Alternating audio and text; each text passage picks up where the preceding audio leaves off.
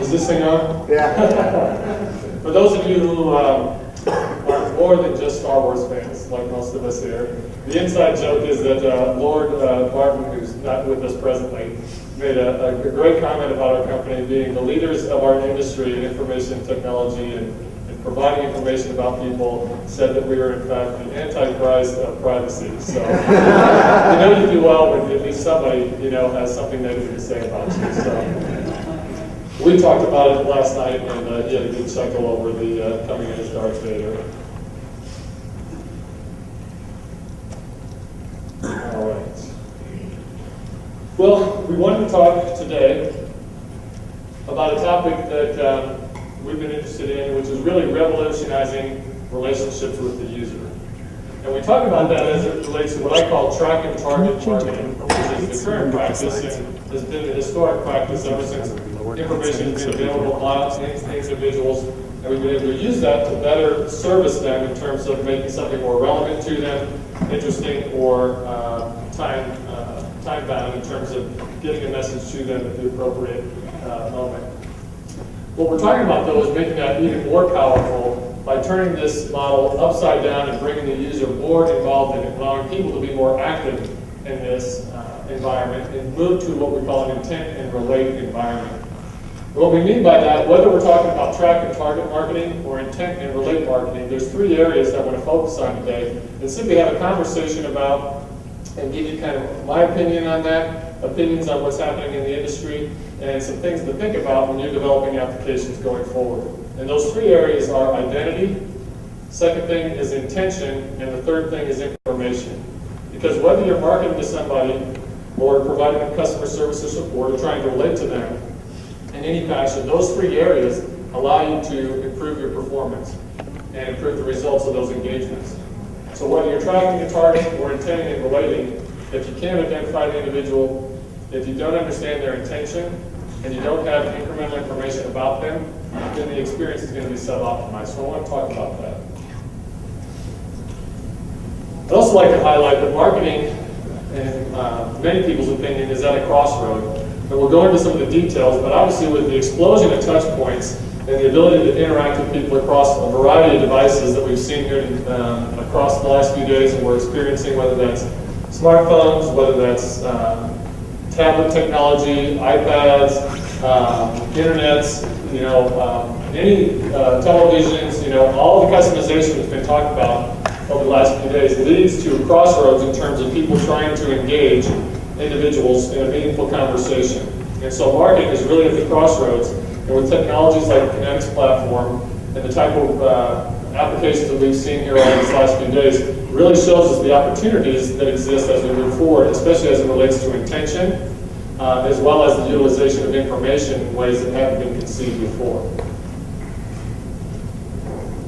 So a lot of you don't know what Acxiom does, so I do want to spend just a few minutes to talk about why marketing is so powerful today, and why when you do get letters in the mail or you do get information that's relevant to you and you respond to it, how the identification, how the intention, as well as how the information was pulled together. And this is just a small portion of what we do as a company, but this is our area of expertise and focus.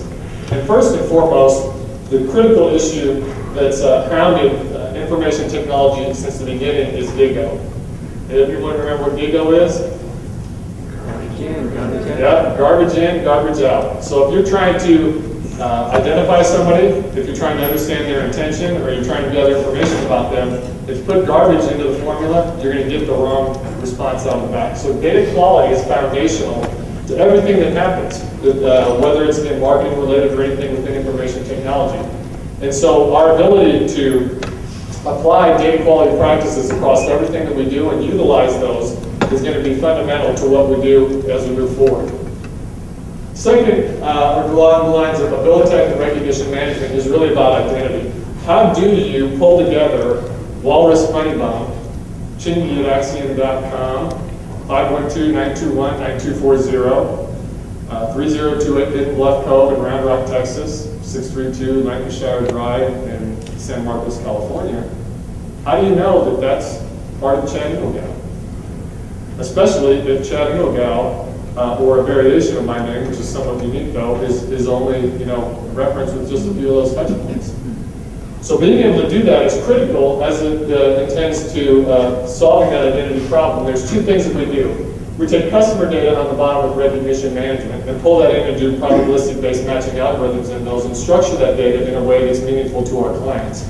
And the same thing happens with you when you go into social networks, when you participate in LinkedIn, whether you try to manage your information or profile against a variety of the ecosystems that you participate in, whether that's a gaming network or anyway, the way you manage that information and structure that makes it easier to find folks, makes it easier to relate to them or understand if there's a relationship that exists. Quick side note on that, for all of us who don't do, quote, internet dating, my son met his girlfriend because he's very avid listening to music, and he meticulously creates an iTunes library, and every song that he listens to in his iTunes library is published on his own personal radio station on Last.fm.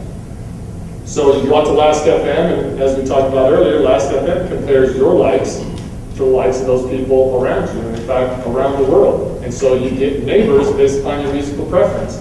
Well, my son looked at his neighbors and saw a girl who was pretty attractive. And he looked at her profile, and she actually lived in California. So he jumped over to MySpace and looked her up on MySpace and found out she actually only lives 20 minutes from us. So then he friended her on MySpace. They, started chatting. She could tell by the group of friends that they had common interests, that he wasn't, crazy. It wasn't an artificial profile. She felt the same. They decided to meet to go see a movie. They went out to a movie with some friends, and then all of a sudden, 2 to 3 weeks later, they're dating. They've been dating for 5 or 6 months, but it went from his likes in music through 2 social networks to actually meeting somebody who he has a relationship with. I wish it was that easy when I was young. So I actually had to talk to people face to face. That was always the terrifying part. So that really talks about the recognition management and being able to understand profiles and relate to people across those dimensions is critical, especially as the ecosystems that we participate are growing. What we've also done is we've taken historic data and we've compiled that and done matching against that so that over name change and over time and over location, we can provide you back with a link that connects, for example, Julie Hawthorne, who was in Oceanside, California in the 80s, to Julie Engelgau, who lived in Texas. Because Julie Engelgau and Julie Hawthorne are in fact the same person. That was my wife. And in a probabilistic-based matching algorithm that has different states, different phone numbers, different names, different identities, unless you have a key that is rarely shared, like a social security number or things like that, you're unable to pull together the identity of that individual. And so we do that through a product by Abilitech. Now that Abilitech product is non-discoverable, which means we won't tell you who somebody is, but we'll help you normalize the information that you have by providing you a consistent link. So solving the identity problem is critical to us in the marketing realm. And then finally, there's this enrichment around information.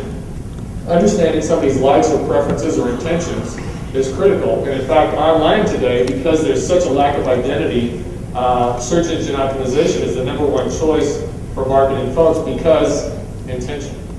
Because at least it just expresses somebody's intention because they search on a keyword. Therefore, you see a bunch of ads come up associated with that keyword because even though we don't know who they are, we don't know if they're capable of buying those goods or services, we don't even know their location in many times, but we do know they have an intention, and therefore all the messages start to point at your intention or your expressions. So it's critical as we go forward to make those things more relevant and more meaningful that we also understand the information that's shared.